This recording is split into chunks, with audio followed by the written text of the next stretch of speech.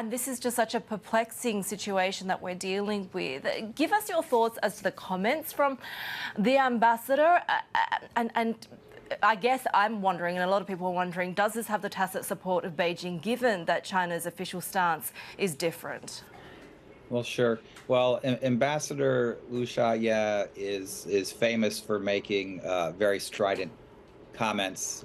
Just last year, he talked about the need for Taiwanese to be re-educated so that they would understand that they're part of the People's Republic of China. He's said a lot of different things, and some Chinese diplomats are very undiplomatic. Do they do that on their own? Sometimes, yes, but sometimes coordinated. You can connect the dots. Chinese foreign policy is really sometimes honey, sometimes vinegar, to push and pull on different countries around the world to keep China in the headlines, and is China's part of this global competition with the United States. You can see Chinese diplomats are speaking more and more in every type of venue across Europe, Asia, international institutions. And this won't be the last time we hear a Chinese diplomat talk this way, I'm certain. When these comments are made about sovereignty, is this more targeted towards alluding to the situation with Taiwan, for example? And when you take a look at comments from a person like this, do you kind of compare it to the commentary that we get from the Global Times, for example, where you do kind of read between the lines and know that at least a lot of the time it is voicing some of what is being discussed at the upper echelons? Well, certainly you do get individual diplomats who are trying to outbid each other to show how tough they are, with no script sent from Beijing. But it's hard to tell. You just had a Chinese diplomat, Huang Xilian, say that Filipinos should be concerned. There are 150,000 Filipinos in Taiwan, and they should be concerned in case there's a war. What might happen to them? Well, that doesn't send a great message to the Philippines, just at a time when Ambassador Chin is trying to court the Philippines and smooth over relations, and the Philippine President Marcos Jr. is just about to visit Washington. I think a lot of this is that these diplomats and a lot of Chinese foreign policy is focused on their domestic audience, society as a whole. And also, there's a person in Beijing that many of these diplomats are focused on impressing, Xi Jinping. Yeah, Scott, how much is the U.S. conferring with other countries when it comes to China policy, and how much is it just doing its own thing on its own behalf?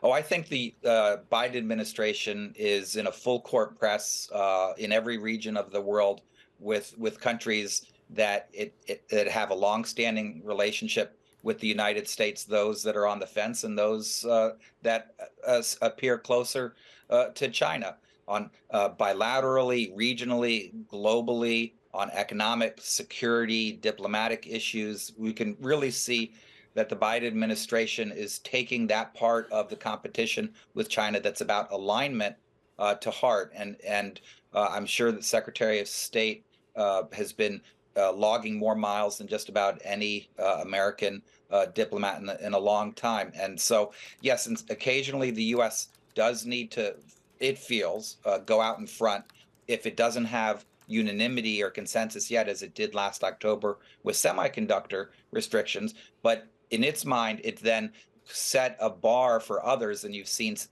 efforts by the Japanese, the Dutch, and potentially the Koreans and others to follow along.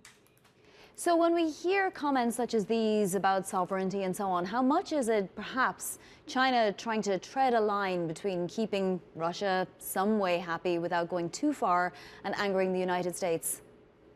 Yes, well, certainly China is sending signals to Putin, to Washington, to countries that are on the fence. But it's also sending messages back home to the most important audience, which is its public and its own leadership. And so sometimes it will say things that are quite strident, and you would think they're shooting themselves in the foot with a statement like this. On the other hand, you shouldn't take that too seriously, given that the real audience may be at home. You know, China has got very big ambitions abroad, but most important is political unity at home, and these kind of statements help make officials connect back to Beijing.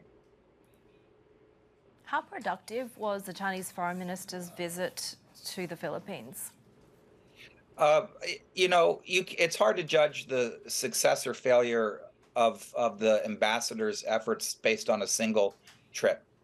Certainly, relations between China and the Philippines are strained because of the sovereignty claims, Chinese economic coercion, Chinese criticism of Philippine military ties with the United States.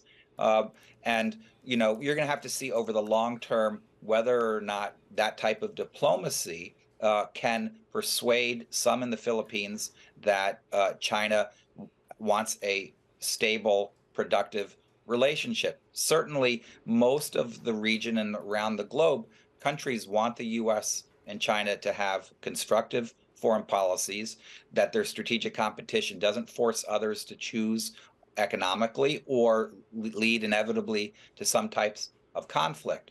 Now, the extent to which Ambassador Chin could provide that kind of reassurance, we'll have to see. Let's see what Marcos Jr. Does during his meetings in Washington, and then see what happens when President Yoon from South Korea visits as well.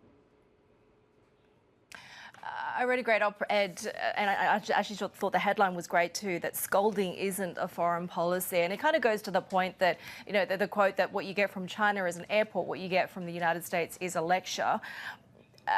Do you think that there is some truth in that? And what is more effective at this point? And are we still seeing, I guess, emerging nations buying what China is selling, given, of course, the backdrop of these debt concerns as well?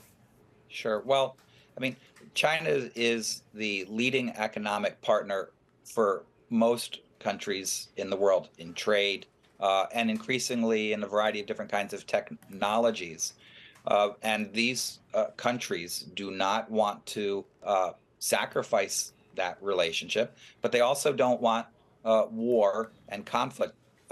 Countries in the region and elsewhere are deeply worried about cross-strait relations, and we've heard that increasingly from individual countries that want good relations with China, including the president of South Korea, President Yoon, who said he's worried that the PRC is trying to change the status quo by force and shouldn't.